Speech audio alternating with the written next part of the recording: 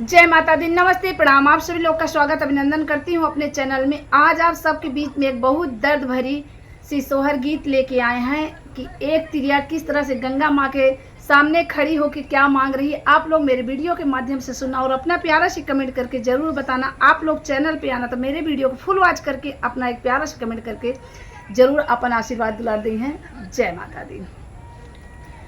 गंगा जमुना के तीरे तिरिया एक रोवे तिरिया एक रोवाई हो मैया एक लहरे आसे दे तू डूबे मारी जाईते डूबे मारी जाईते हो मैया एक लहरे आसे दे तू डूबे मारी जाईते डूबे मरी जाईते हो।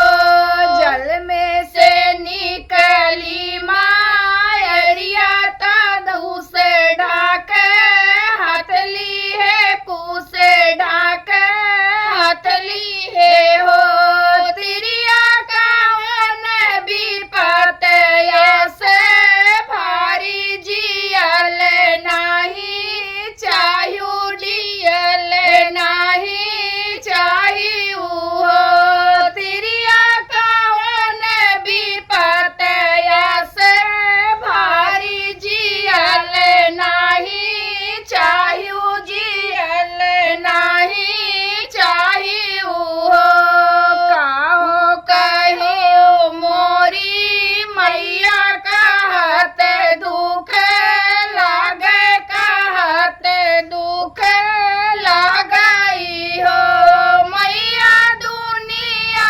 बजनिया बोलावे न मुख मोरा देख न मुख मोरा देखई हो मैया दुनिया बजनिया बोलावे न मुख मोरा देख न मुख मोरा देखई हो।